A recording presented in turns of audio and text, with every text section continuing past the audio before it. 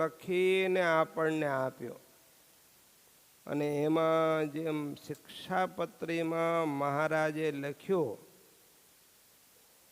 કે આ શિક્ષાપત્રી પ્રમાણે જે વર્તશે તો એને ધર્મ અર્થ કામ અને મોક્ષ આ ચારે પુરુષાર્થની સિદ્ધિ નિશ્ચય થશે એમ ધ્યાન પ્રકાશમાં સ્વામીએ સ્વહસ્તે લખ્યું પોતાના હસ્તાક્ષરથી કે આ ધ્યાન પ્રકાશમાં જે પ્રમાણે ધ્યાન ભજન કરવાની રીતિ કઈ છે એ પ્રમાણે તમે ધ્યાન ભજન કરશો તો છતે દેહે જ ભગવાનની મૂર્તિના અખંડ સુખના ભોગતા બનશો. જેમ સ્વામીજી કહેતા કે ઓહો એ ભાઈઓ એ ભગવાનની માણીગર માધુરી દિવ્ય પ્રકાશમાન મૂર્તિના સુખનું તો શું વર્ણન કરીએ, એનું કોઈ વર્ણન થઈ શકે નહીં. અને એ ભગવાનની મૂર્તિના સુખ વડે આપણા અંતરમાં ઠંડા ઠંડા શેરડા પડે, આનંદ આનંદના ફુવારા ઉઠે.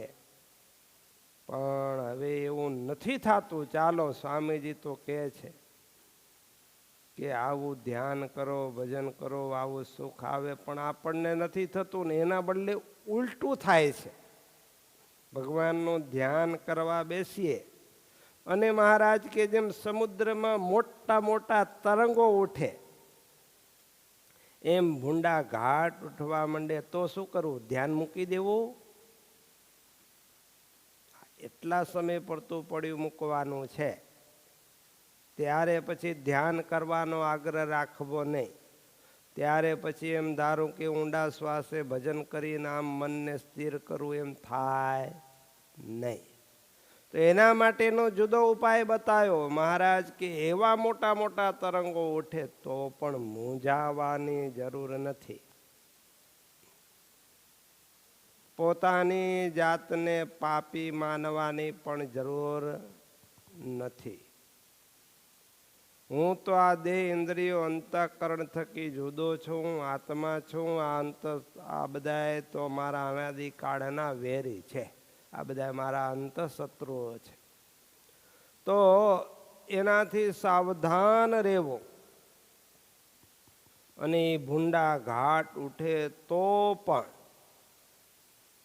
આપણે મૂંઝાવું નહીં, પણ ભગવાનનો પ્રતાપ અહીંયામાં ધારવો અને નિષ્કપટ થવું. ધ્યાનને પડી મૂકવું. પછી ધ્યાન કરતા હોય ને માય ઘાટ બીજા થતા હોય ને ખાલી ધ્યાનનો ડોળ કરીએ તો પણ એમાંથી સુખ થાય. એટલે મહારાજ કે નિર્લજ થઈ જવું. પછી લજ્જા ન રાખ. ઘણા એને લજ્જા શરમ સારું કેવું કેમ?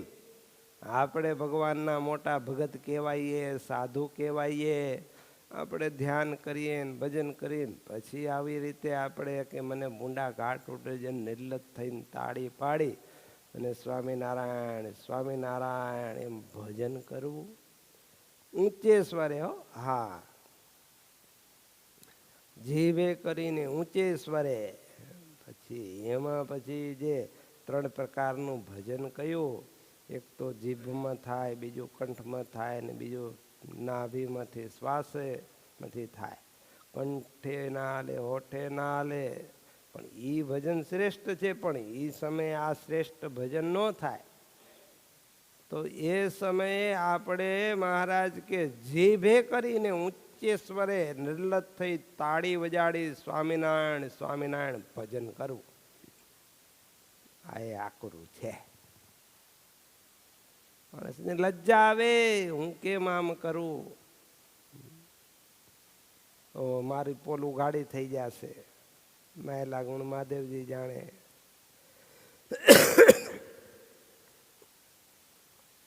પણ નિષ્કપટ થવાથી ભગવાનને સંત રાજી થાય. લજ્જા લોકની મૂકી દેવી. હા, એમાં એટલો વિવેક રાખવો પડે કે આપણા કારણે બીજાને ડિસ્ટર્બ થાય તો એનો વિચાર કરવો પડે.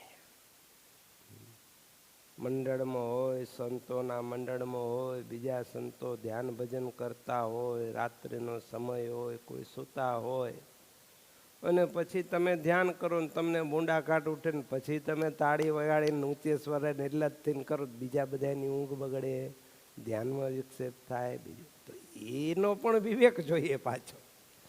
તો એના માટે એવી તમારે જગ્યા શોધવી પડે, અને એના માટે એવો વિવેક જોઈએ. એમ ગ્રસ્ત હોય તો ગ્રસ્તમાં બધા ઘરમાં રહેતા હોય, સૂતા હોય, ને તમે ધ્યાન કરવા બેહો ને ઘાટ ઉઠે ને પછી તમે તાળી પાડીને નિર્લજ થઈ સ્વામિનારાયણ સ્વામિનારાયણ ભજન કરો, બધા જાગી જાય ને બધાને ડિસ્ટર્બ થાય તો એ પણ ચાલે નહીં. એટલે આ બધા સૂક્ષ્મ વિવેકો છે.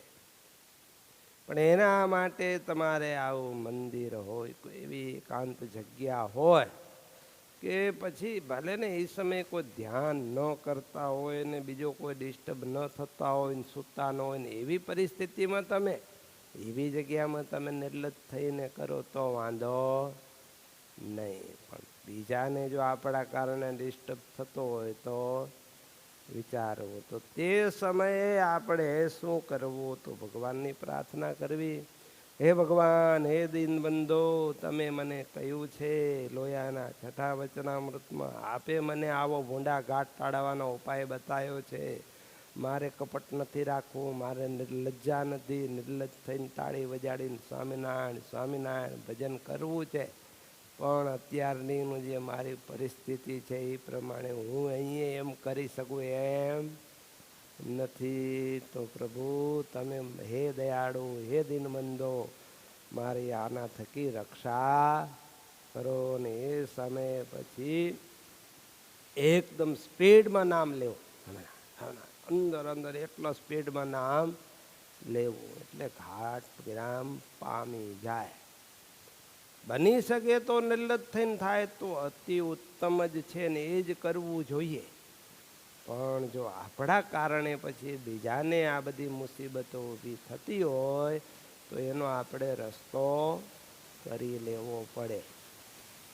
અને એવી જ રીતે પછી મહારાજને યાદ કરી સ્વામિનારાયણ નામનું એવું ભજન કરીએ તો સ્વામિનારાયણ નામના ભજનનો તો એટલો બધો મોટો પ્રતાપ છે.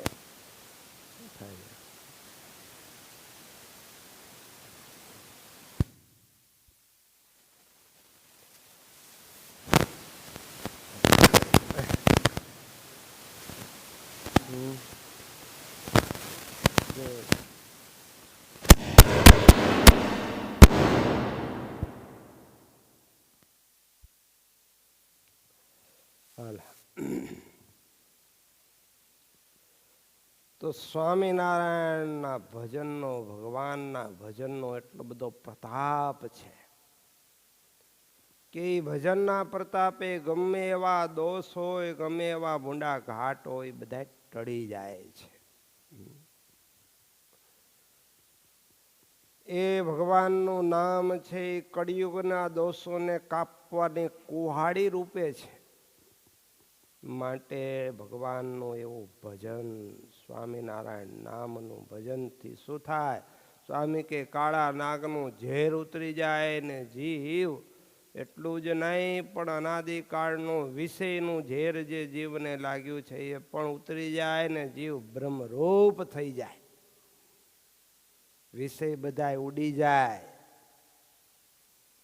ગમે એવું વાવાઝોડું હોય, સંકલ્પ વિકલ્પના ભૂંડા ઘાટ, ગમે એવા સમુદ્રમાં ઓલા મોટા મોટા તરંગ ઉઠે એમ ભૂંડા ઘાટ ઉઠતા હોય, તરંગો ઉઠતા હોય, વાવાઝોડા આવ્યા હોય, તો પણ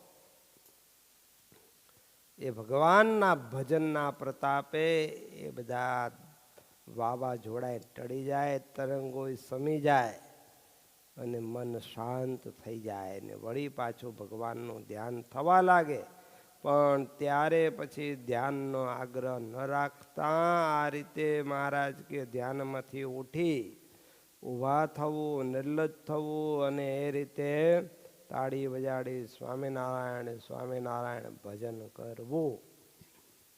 ભગવાનને એવી પ્રાર્થના કરવી કે ભગવાન તમે તો દિન હું અતિ દિન આપનો દાસ છું, ગરીબ છું. આપ તો દિનના જનનું દરેકનું ભલું કરનારા છો. આપ તો દયાના સાગર છો, દયા સિંધો છો. જીવના ગુના જોતા નથી. તો એમ સાચા નિષ્કપટ ભાવથી જ્યારે જીવ ભગવાનને શરણે જાય ને એ જ પ્રમાણે ભગવાનના એવા મોટા સંતો મુક્તાનંદ સ્વામી જેવા હોય એના શરણે જાય અને એમની પ્રાર્થના કરી કરીને કે હે મુક્તાનંદ સ્વામી, હે ગોપાળાનંદ સ્વામી, હે પ્રેમાનંદ સ્વામી, એવા એ નંદ સંતો, ત્યાર પછી એવા દાસ પંક્તિના સંતો જેવા આપણા ગુરુવર્ય ધ્યાની સ્વામીજી જેવા હોય એવા બધા મોટા મોટા સંતોને યાદ કરીને એની પ્રાર્થના કરીએ કે તમે મારા દોષ ટળાવો, મારા ભૂંડા ઘાટ ટળાવો. હે સ્વામી, તમે મને કીધું છે એ પ્રમાણે મારે ધ્યાન કરવું છે, પણ ધ્યાનમાં મને આ વિક્ષેપ આવે છે. આપ દયા કરો, આ મારો ધ્યાનનો વિક્ષેપ ટળે. કરો તો થાય, પણ ન કરીએ તો શું થાય? તારું ધ્યાન તો કેમ થાય? આ બધા સંકલ્પ વિકલ્પ નડે છે. અરે મહારાજ કે ભલે ને ગમે એવા મોટા તરંગ ઉઠે, જો સંકલ્પ વિકલ્પ સામાન્ય શું, ગમે એવા મોટા ભોંડા ઘાટ ઉઠે તો પણ તમે ધ્યાન કરો. ધ્યાનને એ સમયે પડ્યું મૂકો, બાકી કાયમ મૂકી દેવાનું કીધું નથી. આમ પ્રાર્થના કરતા ઘાટ ટળી જાય ત્યારે વળી પાછું એવું ધ્યાન કરવું. તો આ રીતે ભગવાનને મોટા સંતની પ્રાર્થના કરવાથી એ દોષ માત્ર ટળે, ઘાટ સંકલ્પ વિરામ પામે.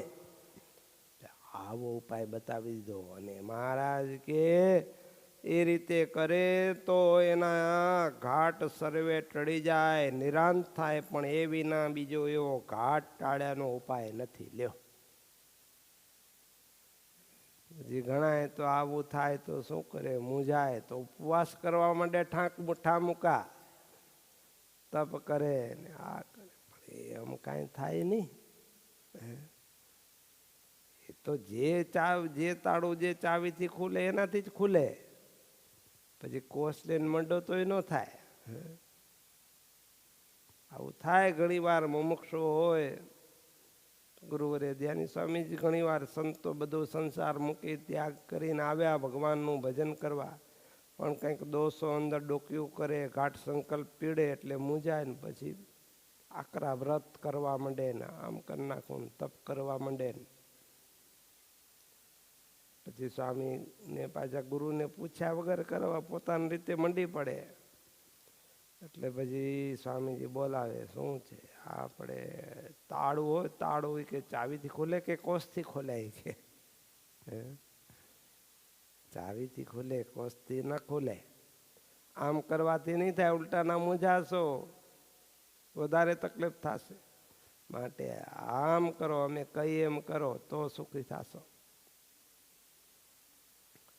તો આ રીતે આ ઉપાય મહારાજે બતાવ્યો એ કરવો. પછી કે આરા ઘાટ થાય છે ને હું ચાંદ્રાયણ કરી નાખું, એમ થાય નહીં. આમ તો ભગવાનના ચરિત્રથી મન નિર્વાસનિક થાય એ કીધું, પણ જો અતિ ભૂંડા ઘાટ ઉઠતા હોય તો મહારાજે આ શ્રેષ્ઠમાં શ્રેષ્ઠ ઉપાય બતાવ્યો છે. અને આ ઉપાયથી જ ભૂંડા ઘાટ ટળે. ભગવાન અને આ સંતનો આ પ્રતાપ છે. આપણા સાધનના બળે કાંઈ ન થાય. પછી ગમે એટલા સાધન કરો પણ ન થાય, એ ભૂંડા ઘાટ નહીં ટળે. બીજો ઉપાય નથી, મહારાજે ચોખ્ખી ના જ પાડી દીધી. બીજો એવો આવો શ્રેષ્ઠ ઉપાય નથી. પછી બીજા ઉપાય કરીને વધારે હેરાન થવું હોય તો વાંધો નહીં. આ તો એકદમ સરળ સીધો ઉપાય. બસ ખાલી એક લજ્જા છોડવાની છે, નિષ્કપટ થવાનું છે. પછી કે આ તો આવું ધ્યાન કરે છે ને એને આવા ભૂંડા ઘાટ ઉઠે છે ને હું આવું કરવા જઈશ તો મારું બધું ઉઘાડું થઈ જશે. તો થાય નહીં. માટે વાલા ભક્તો, આ ભગવાને કેટલો સરસ ઉપાય બતાવ્યો છે ઘાટ ટાળ્યાનો. એટલે ધ્યાન કરવું, ધ્યાન કરવાનો અભ્યાસ કરવો ને અભ્યાસ કરતા આવા કોઈ વિઘ્નો આવે તો એને ટાળવાના પણ ઉપાય મહારાજે આપણને બતાવ્યા છે ને ઉપાય આપણે કરવા. તો એવી રીતે અભ્યાસ કરવાથી ચોક્કસ એક દિવસ એવો આવે કે બધા જ ઘાટ માત્ર ટળી જાય ને અતિશય નિરાંત થઈ જાય ને અંતરમાં અતિશય સુખ આવે. તો આવો શ્રેષ્ઠ ઉપાય ભગવાને આપણને જે બતાવ્યો તે ઉપાય આપણે કરવો. ત્યાર પછી ભગવાન કેટલા કેટલા આવા ઉપાયો બતાવે છે. પણ આપણે કરવું હોય તો બધું થાય. પછી આપણે ધ્યાનનો અભ્યાસ જ ન કરતા હોઈએ તો ઘણા કે હું માનસી કરવા બેસું ને ત્યારે જ મને સંકલ્પ થાય, માળા કરવા બેસું ત્યારે જ થાય. તો શું ત્યારે જ થતા હશે? પહેલાં નહીં થતા હોય. પણ ત્યારે તમારું મન પર તમે એવી દ્રષ્ટિ જ નથી જવા દેતા. મનને સ્થિર કરો ત્યારે ખબર પડે કે મનમાં શું વાસના ભરી છે ને મનમાં કેવા ઘાટ ઉઠે છે. માટે બહુ ભગવાને તો અદ્ભુત અદ્ભુત વાતો કરી છે કે મૂંઝાવાની કોઈ જરૂર નથી. તમે ભગવાનને સંત જે મળ્યા છે એનો પ્રતાપ હૈયામાં ધારીને હિંમત રાખીને અંત શત્રુ સામે આ રીતે લડાઈ લીધા કરો તો ચોક્કસ વિજય થશે. અને ત્યાર પછી મહારાજ કેવો અદ્ભુત વિવેક બતાવે છે, કેવી સૂક્ષ્મ બાબત. ગુણનો ત્યાગ કરવાની વાત કરે. અતિ શ્રેષ્ઠ ગુણ હોય, અતિ મોટો ગુણ હોય અને એના બધા વખાણ કરતા હોય, આપણી વાહ વાહ થતી હોય તો એ પાછું મૂકી દેવું. તો એનો ત્યાગ કરવો. એવો કયો ગુણ છે? આવું તે કેમ? તો મહારાજ કે અને એવો દોષ હોય કે જે ગ્રહણ કરવા યોગ્ય હોય તો એક દોષ કયો છે? તો હવે દોષને ગ્રહણ કરવાનો અને ગુણનો ત્યાગ કરવાનો. આ તે કેવી વાત? આવા સૂક્ષ્મ પ્રશ્ન કોને સૂજન કોણ કરે ને કોણ આની વાત રહસ્ય સમજાવી શકે? આ તો પુરુષોત્તમ નારાયણ છે ભાઈ. એ આ વાતનું રહસ્ય આપણને સમજાવી શકે. તો એના ઉત્તરમાં પણ મહારાજે જો કે મુક્તાનંદ સ્વામી જેવો મોટો હોય અને સર્વથી સરસ વર્તમાન પાડતા હોય. મુક્તાનંદ સ્વામીને મહારાજે સર્વથી સરસ વર્તમાન પાડતા હોય એવી ઉપમા આપી. પણ તેણે કરીને બીજાને ઉદ્વેગ થાય કેમ જે એનાથી બરોબર વર્તાય નહીં તે સારું. એ ગુણ યદ્યપિ મોટો છે તો પણ તેનો ત્યાગ કરીને સર્વે સંતને બરોબર વર્તવું ને બરોબર વર્તવારૂપ દોષ છે તો પણ એનું ગ્રહણ કરવું. એટલે શું વર્તમાન મૂકી દેવા? ગ્રસ્ત કહેશે કે ભાઈ અમે કોઈ નોકરી કરતા હોય, ઓફિસમાં બધા લાંચ લેતા હોય અને એના કારણે અને તમે ન લેતા હોય ને બીજાને બધાને ઉદ્વેગ થતો હોય તો શું લાંચ લેવા માંડવું? એમ વાત નથી. પંચવર્તમાન રૂપ ધર્મ એ તો મહારાજ કે અમારા વચને પણ મૂકવો નહીં તો બીજાની વાત જ ક્યાં છે. એટલે જે આપણો જે ધર્મ છે, આપણા વર્તમાન છે એને તો મૂકવાની વાત નથી. પણ ક્યારેક કોઈક એવી સામાન્ય બાબત હોય અને એમાં જો ક્યાંક એવો આપણે વિશેષ વર્તવાનું નક્કી કર્યું હોય ને એના કારણે કાંઈક ઉદ્વેગ થતો હોય તો એ મૂકી દેવું પડે. પછી આપણે ભલે સર્વથી સરસ અને એના બધા વખાણ કરતા હોય, ન મૂકીને તો એમાં આપણો અહંકારને પોસાય છે. આપણે આપણા અહંકારને પોષી જે લોકો વખાણે છે, આપણા કારણે પછી બીજાને ઉદ્વેગ થાય છે, તો એ મૂકી દેવું. પણ એ ક્યારેક એવી પરિસ્થિતિ આવે ત્યારે, જેમ એ મુક્તાનંદ સ્વામીમાં આવો વિવેક પણ હતો. જેમ વાત આત્માનંદ સ્વામી, ભાઈ આત્માનંદ સ્વામી વચન મૂર્તિ કહેવાય, તો એ સૌથી મોટો એનો ગુણ છે. તો એના બહુ વખાણ થાય કે હા કેવા વચન મૂર્તિ છે. ને આજે આપણે પણ એમને બિરદાવીને વખાણીએ કે જેમ મહારાજે ખટરસના વર્તમાન ચલાવેલા ને ગળ્યું ચીકડું કાંઈ ખાવું નહીં. અને સંતો 3 દિવસના ઉપવાસ થયા સંતોને.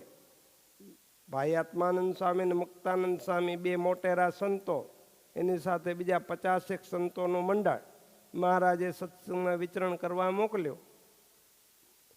અને એ સમયે કાંઈ આવી જાહો જલાલી હતી નહીં. અત્યારે તો રસોઈ માટે પડાપડી થાય. ત્યારે તો સંતોને ખાવા અન્નાય સાંસા પડે, ભિક્ષામાં અન્ન પણ ન મળે. એવી પરિસ્થિતિ, નકોરડા ઉપવાસ થાય. તો 3 દિવસના નકોરડા ઉપવાસ થયા. ત્યારે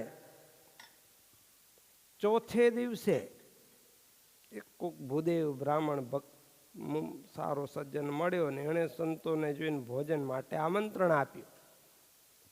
ત્યારે સંતો કે સારું, પણ સાદું ભોજન બનાવજો, ખીચડી બનાવજો ને માય ઘી નાખતા નહીં, મારા ઈષ્ટદેવની આજ્ઞા છે. બ્રાહ્મણે ભાવથી ખીચડી બનાવી. ખીચડીમાં ઘી ન નાખ્યું, પણ ઠાકોરજીને ધરાવવા જાય ત્યાં મનમાં સંકલ્પ થયો કે સંતોને તો નિયમ હોય, પણ ઠાકોરજીને થોડા નિયમ હોય. ઠાકોરજીને લુખું થોડું ધરાવાય. એટલે ઠાકોરજીના થાળ પૂરું જેટલી ખીચડી કાઢી એમાં થોડુંક ઘી નાખીને ઠાકોરજીને ધરાવીને પછી એ ખીચડી પાછી બધી ખીચડીમાં મિક્સ કરી દીધી પ્રસાદીનું કરવા. અને પછી સંતોને પીરસાણીને સંતો બેઠા ને ત્યાં ઘીની સુગંધ આવી ગઈ મુક્તા આત્માનંદ સ્વામીને. એટલે આત્માનંદ સ્વામી તો તરત ઊભા થઈ ગયા, આમાં ઘી છે, કોઈ જમશો નહીં. મુક્તાનંદ સ્વામી મૂંઝાણા કે હવે આ તો તકલીફ થઈ. ભૂદેવને બોલાયા. ભૂદેવ, ઘી નાખવાની ના પાડી હતી ને તમે કેમ નાખ્યું ઘી? તો કે માફ કરજો, મેં નાખ્યું નથી, એ થોડુંક થાળમાં નાખ્યું હતું. મને એમ થયું ઠાકોરજીને ધરાવવામાં ક્યાં વાંધો એમ, એ થોડી મિક્સ કરી, એમાં શું વાંધો? અરે પણ અમારા ઈષ્ટદેવની આજ્ઞા નથી, પણ હવે મને આવો ભાવ થયો. આત્માનંદ સ્વામી કે હવે જમાય નહીં, પણ મુક્તાનંદ સ્વામીને થયું હવે ઉપાધિ છે. આ બધા સંતોની સ્થિતિ સરખી ન હોય. 3 દિવસના ઉપવાસી, ચોથે દિવસે મળ્યું, કાલ એકાદશી છે પાછી. એટલે હવે તો અને આ બધું બગડે તો ભૂદેવે કેટલા ભાવથી બનાવ્યું, બધી રીતે તકલીફ. અને બીજા સંતો બચારા મૂંઝાતા હતા. મા સ્વામી તો માં હતા, બધા એના અંતરના સંકલ્પ પણ જાણી જાય. થયું બધાને મૂંઝવણ થશે, જો અમે નહીં જમી તો કોઈ નહીં જમે. એટલે આત્માનંદ સ્વામીને કે આપણે જમી નહીં, મહારાજના વચન થોડા લોપાય. પણ મુક્તાનંદ સ્વામીએ ત્યારે સમય સૂચકતા વાપરી અને તરત કહી દીધું કે જાઓ, આ ભગવાનનું વચન રૂપિયાનું જે પાપ લાગે, જે દોષ લાગે એ બધો મારા ઉપર, બધા જમી જાઓ. અને બધા સંતો જમ્યા. એક આત્માનંદ સ્વામી ન જમ્યા, મુક્તાનંદ સ્વામી જમ્યા તો બધા જમ્યા. પણ જો ત્યાં અમે મુક્તાનંદ સ્વામી ન જમ્યા તો બીજા બધા એને ઉદ્વેગ થાત અને જમી શકત નહીં. તો એ રીતે સમય સૂચકતા વાપરીને ભલે એ દોષ હતો તો પણ ગ્રહણ કર્યો, અને ઓલો ગુણ હતો. મુક્તાનંદ સ્વામી તો પાડી શકતા હતા, એવું નહોતું કાંઈ એને ભૂખે હતી ને ભૂખ્યા થયા હતા ને ખાઈ લેવું હતું. પણ બધા એનો જનરલ વિચાર કર્યો. તો મુક્તાનંદ પ્રેમમાં આત્માનંદ સ્વામી વચન એ ગુણ છે તો એના વખાણ થાય, સ્વાભાવિક છે કે વાહ કેટલી એની શાબાશ છે. અને મુક્તાનંદ સ્વામીએ વિવેક બધાની સાથે વર્ત્યા આત્માનંદ સ્વામી ન જમ્યા તો પછી તો મંડળ આવ્યું ને પછી બંને સંતો મંડળ આખું મહારાજને પગે લાગી દંડવત કરીને બેઠું, બધી વાતચીત થઈ.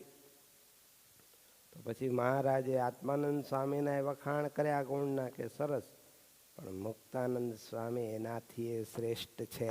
મહારાજ કે એનો ગુણ એનાથી એ શ્રેષ્ઠ છે. એમણે વચન પાડ્યું, વચન મૂર્તિ છે એ સારું છે, પણ એમણે સમય સૂચકતા વાપરી અને બધાએ સંતોની હારે વર્ત્યા તો એના કરતાં પણ શ્રેષ્ઠ છે. મુક્તાનંદ સ્વામીની મહારાજે ખૂબ પ્રશંસા કરી. એમ આત્માનંદ સ્વામીની નિંદા ન કરી કે તમે આવું ખોટું કર્યું, એના ગુણના એ વખાણ કર્યા. પણ એ ભલે ગુણ છે ને આ દોષ છે તો પણ સૌને સાથે વ્રતવારૂપ દોષ છે એનું ગ્રહણ મહારાજ કે કરી લેવું. વર્તમાન કોઈ લોપવાની વાત નથી, પણ આવી કોઈક પરિસ્થિતિ આવે તો ત્યારે આ પ્રમાણે વિવેકે સહિત વર્તવું. ભલે પોતે વર્તમાન શ્રેષ્ઠ પાડી શકતા હોય ને કરી શકતા હોય, પણ જ્યારે મંડળમાં સાથે રહેતા હોઈએ તો પેલા સ્વામીજી સંતોને 5 ઉપવાસ ફરજિયાત કરાવતા. 3 એકાદશી, એક નિયમની અષાઢ સુધી એકાદશી, બીજી પરિવર્તની ભાદરવા સુધી જર્જરની એકાદશી, ત્રીજી પ્રબોધની એકાદશી, કાર્તિક સુધી એકાદશી દેવઉઠી. આમાં ભગવાને એવું કહ્યું કે આ દિવસે જે અનાજ ખાય, ઓલા અનાજની ફરાળ કરે ને ફરાળ, તો એ પણ મારા શરીરમાં બાણની જેમ ખૂચે. અને બીજું ભગવાનનું એક શ્રી હરિ જયંતિ, રામનવમી અને જન્માષ્ટમી, આ 5 વ્રત અવશ્ય ફરાર કરીને ન કરવા, તેથી નકોડા કરવાના. 5 ઉપવાસ સ્વામી સંતો નકોડા કરાવતા. પછી સંતોનું મંડળ વધવા માંડ્યું ને અમુક સંતોને માફક આવે ને ના આવે ને માંદા થાય ને માથા ચડી જાય ને તકલીફો થાય. સ્વામી કહે કોઈ નથી કરવાના. કરી શકે એવા હતા તોય નહીં કરવાના, કારણ કે તમે કરો બીજાથી થતા હોય પણ બીજા ન કરી શકે તો એને મનમાં મૂંઝવણ થાય, ઉદ્વેગ થાય. એટલે સ્વામી કે બધા કોઈ નહીં કરવાના. પછી બીજા કરી શકે એવા હોય એમ કે ના અમે તો કરશું, પણ બીજાને ઉદ્વેગ થાય તો એ વર્તમારૂપ દોષ છે. તો પણ ગુરુના વચને એ દોષને ગ્રહણ કરે તો ભગવાનને ગુરુ રાજી થાય. વિશેષ ભજન કરો તો એવી જ્યારે બાબતો હોય ત્યારે આપણે બધાની સાથે વર્તવારૂપ દોષ છે તો પણ એને ગ્રહણ કરવો, અને આપણો ગુણ શ્રેષ્ઠ વર્તવાનો એનો ત્યાગ કરવો, તો એનાથી ભગવાનને ગુરુ રાજી થાય. તો આ એક વિવેક છે. અને એમ ન કરે તો પોતાના અહમનું પોષણ થાય, હું કરું છું, અને એના વખાણ થાય, એટલે એ પણ એને નુકસાન થાય. એટલે ભગવાને આવા અદ્ભુત વિવેક આપણને શીખવાડ્યા છે. તો એ પ્રમાણે આપણે સમજીને વર્તવું. સહજાનંદ સ્વામી મહારાજની જય. શ્રીપતિમ શ્રીધરમ સર્વદેવેશ્વરમ ભક્તિધર્માત્મ વાસુદેવમ હરિમ માધવમ કેશવમ કામદમ કારણમ શ્રી સ્વામિનારાયણમ નીલકંઠમ ભજે. સહજાનંદ સ્વામી મહારાજની જય.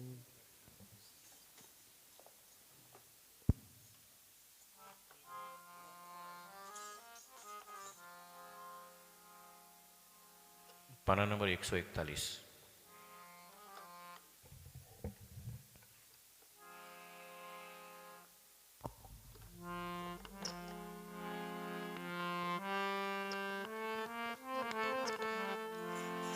સદગુરુ સાચા રે સેવો શુદ્ધ ભાવ શું રે.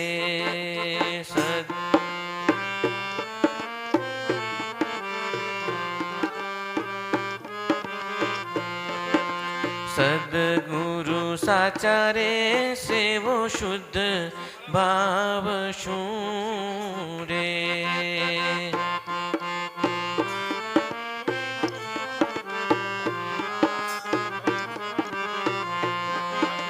જેને સંગે જેથી ટળે મનના વિવિધ વિકાર રે. જેને સંગે વાધે રે પ્રભુ સંગ પ્રીતડી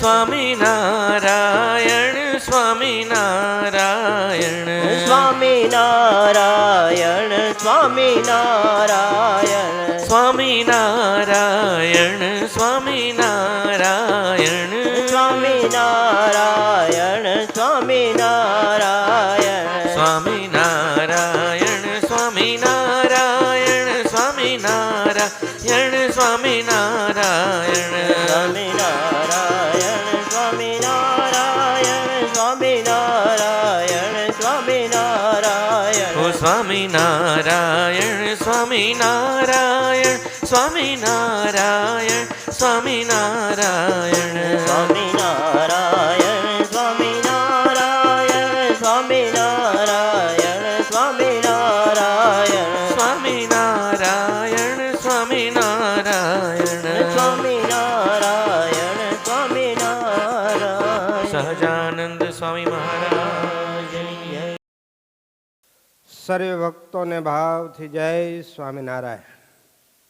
વાલા ભક્તો, આવતીકાલે પરમ પવિત્ર એવી મોક્ષદા એકાદશી શ્રીમદ ભગવદ્ ગીતા જયંતિનો પવિત્ર દિવસ, ડિસેમ્બર માસનો પ્રારંભ છે, સોમવારનો પવિત્ર દિવસ. તો આવા પવિત્ર દિવસે આપણા ગુરુકુળમાં જે મહાપૂજાનો પ્રારંભ થયો છે, તો ત્રીજી મહાપૂજા આવતીકાલે સવારે 7 થી 9 દરમિયાન થશે.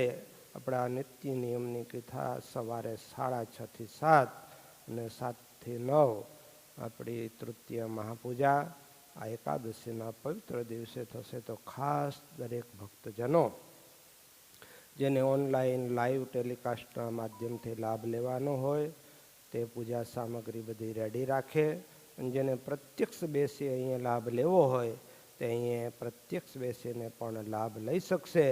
તો સમયસર આવી જવું. અને દરેક હરિભક્તોએ જેટલા આપણે દેવને પૂજવા તત્પર થઈ તો દેવ સરખા પવિત્ર થઈ અને પૂજા કરી તો દેવ આપણી પૂજાને અંગીકાર કરે. તો બધા ભક્તોને વિનંતી કે ખાસ બને ત્યાં સુધી, શક્ય હોય ત્યાં સુધી પૂજાના વસ્ત્ર, ધોતી અને ખેસ પહેરીને જ મહાપૂજાનો અવશ્ય લાભ લેવો. કદાચ કોઈને શક્ય ન હોય તો ધોયેલા વસ્ત્ર પહેરીને ભલે લાભ લઈ શકશે, પણ જો શક્ય હોય ત્યાં સુધી બધાએ પૂજાના વસ્ત્રમાં આ મહાપૂજાનો લાભ લેવો. અને શક્ય હોય ત્યાં સુધી પૂજાના દરેક ઉપચારો તૈયાર રાખવા. કોઈક ન હોય તો પછી ભગવાન માફ કરે, પણ શક્ય હોય ત્યાં સુધી પૂજાના ઉપચારો દરેક તૈયાર રાખવા. વિશેષમાં ત્યાર પછી 4 તારીખને ગુરુવારના પૂર્ણિમાનો દિવસ છે. તો તે દિવસે પણ દરેક ભક્તોએ અહીંયા પૂનમ ભરવા પણ આવવું. જે પૂનમ ભરતા એ બધા અહીંયા દર્શન, કથા વાર્તા, સભાનો પણ લાભ મળશે. અને સાથે સાથે તે દિવસે પણ આપણી ચોથી મહાપૂજા થશે, એનો સમય પણ આ જ રીતે રહેશે. તો એ રીતે જેને જેને લાભ લેવો હોય અને કદાચ દૂરથી આવતા હોય, આગલે દિવસે આ રાત્રે આવી જાય સાંજે, તો પણ બધાએ પ્રેમથી આવી શકશે. જેને જેને મહાપૂજાનો લાભ લેવાનો હોય તે બધાએ. અને પૂનમના ખાસ બધાએ દર્શન કરવા પધારજો. અને અગાઉથી તમે તમારી સંખ્યા તમારા ગામના આગેવાન અથવા તો અહીંયા ઓફિસમાં, કણબા મુખ્ય ઓફિસમાં નોંધાવી દેવા વિનંતી, જેથી દરેક વ્યવસ્થા થઈ શકે. તો ખાસ દરેક હરિભક્તોને ફરીથી ભાવથી નેહનીતરતું નિમંત્રણ છે. એકાદશી અને પૂનમના દિવસે બધા જ મહાપૂજાનો પણ લાભ લેજો. અને પૂનમના ખાસ બધા જ ભક્તજનો અહીંયા દર્શન, કથા વાર્તાનો લાભ લેવા પણ પધારજો. સહજાનંદ સ્વામી મહારાજની જય.